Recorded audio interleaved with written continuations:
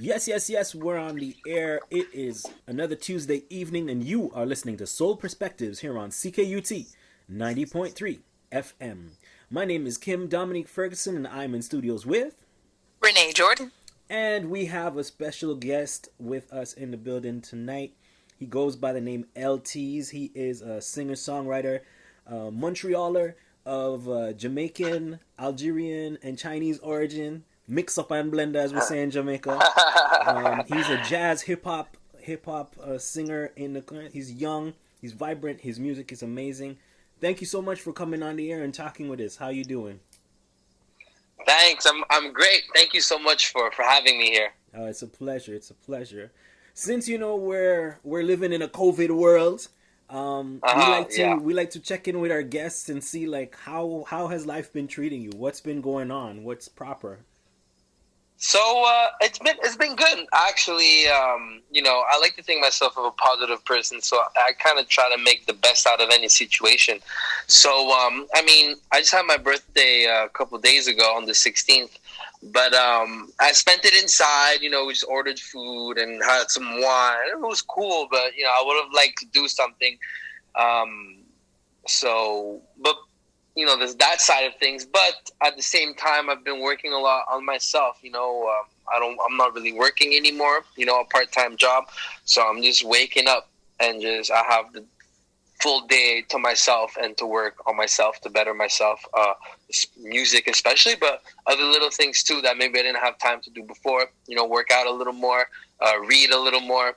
Do some more research and walk around and just kind of work on myself a bit more and working on myself kind of translate into working into becoming a better artist. Right. So on that side of things, I've been it hasn't been that bad for me, honestly. I kind of enjoy it. Yeah. Put me back in place and give me a What have perspective. you been reading? I've been reading some Arthur Rimbaud. He's like this French poet from I'm gonna say like the early 1900s. Interesting. Yeah, Does yeah. that sort Like of kind of inspire your music or inspire your lyrics? yeah. That is also currently reading a biography on Patti Smith and Robert Mapplethorpe. Okay. Which were yeah, and so yeah, definitely inspires me. I find a lot of words in there, because I tell myself, I'm like, listen, like I write music, right? So what's the best way? Even movies, I like to watch movies. In during the lockdown, like before like the second lockdown, kind of when we had a bit of liberty. Man, I was going to the cinema all the time because they were playing old movies because not a lot of new movies around and stuff. So, I kind of go there, like peep the dialogue and try to find, emotions and phrases and kind of note that stuff down. Same thing when I read or if I watch something interesting. I'm always on the look to like, take inspiration from these things and kind of apply it to my writing or apply it to my music. So, on that aspect of things, the lockdown's been really helping me out with kind of doing all of that. So are you one of those artists that likes to be on their own for the most part? Um, for the writing, yes, I Okay. love to be on my own for the writing.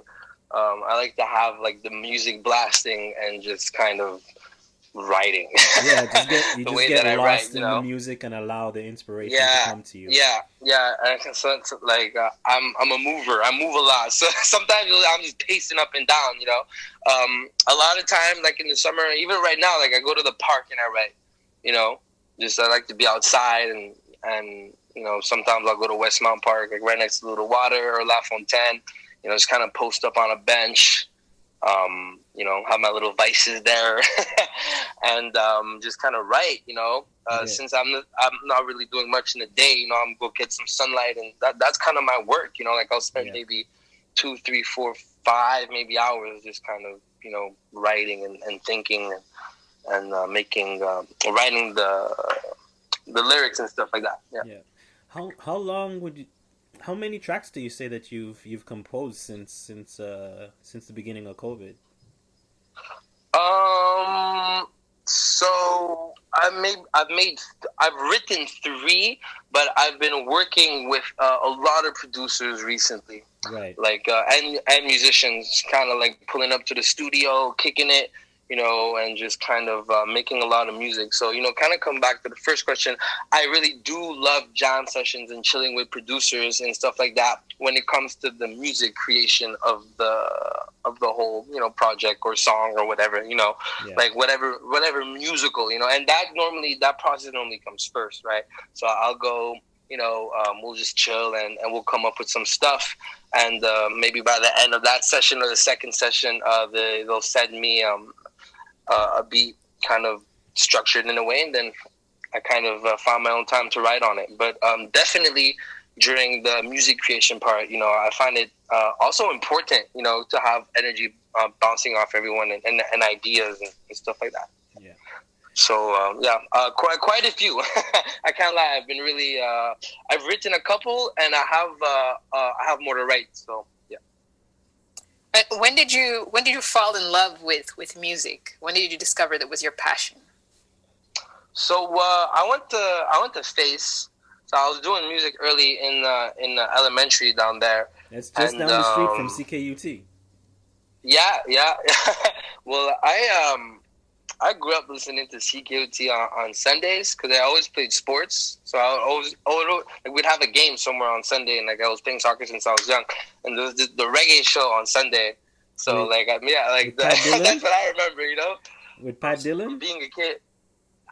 Yeah, I think so. I don't know. I just know there's a reggae show on Sunday on CKUT that was there when I was young, and I think it's still there though. Boom Boom Time. I'm pretty. Boom Boom Time. Yeah, Boom Boom Time. Is that it? I wouldn't. I wouldn't know if it's Sunday in the afternoon. Like that's the one. Like 4 to 6 maybe. Yes, that's exactly it. Yeah. Shout outs to Pat Dillon Moore. You got a young fan that's been listening to your stuff for a while now. Yeah, because, like, at the time, in early 2000s, we didn't have, like, auxiliary cords yet in that time. You would either play your CD or you would listen to the radio, And, so I kind of fell in love with music young because both my parents are, like, just kind of artistic in their own ways. Do they write music, or are they...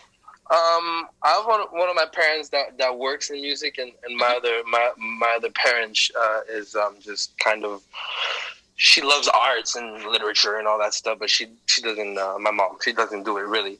So, but at a young age, they showed me a lot of music and a lot of art. I was actually born in Paris, and I came here when I was 4. So, but I lived like downtown Paris, which is like super like artsy and stuff like that. So like.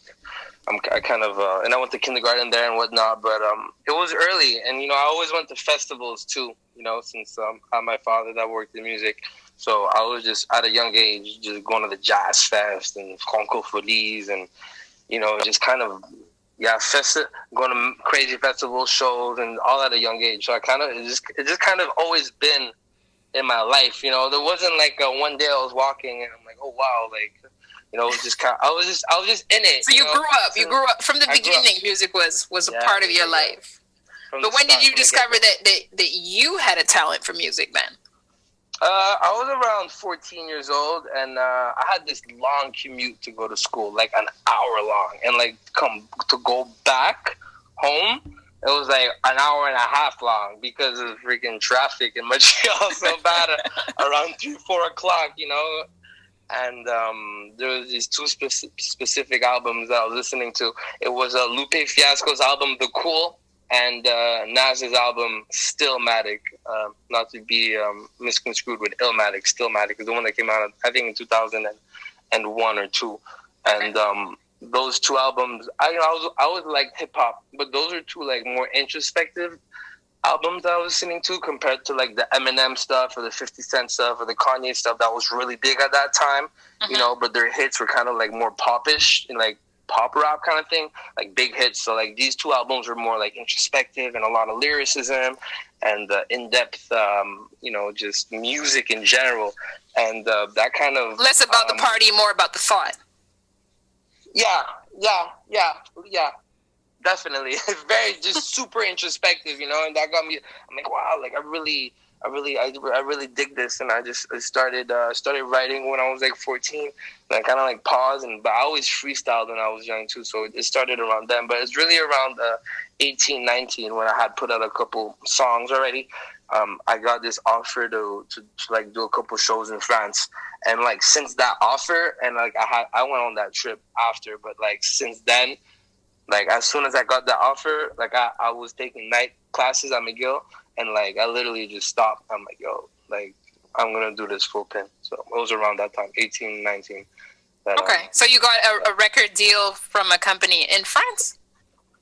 No, I just there was so I had a manager at that time that had just gotten a manager because like I was doing like singles and stuff like that, and like really early I had it in like a little mixtape when those were in, you know, and he kind of connected me with someone that had a festival in France called Tartine Festival in Chambéry, which is like at the foot of the Alps actually in France, and like I got like, so we were able to put like I went there, I did a show there, but in that city, like they also hooked me up. Like I did another show in front of like this youth center with kids and stuff, and like, you know, and I had like a little gig in Paris as well.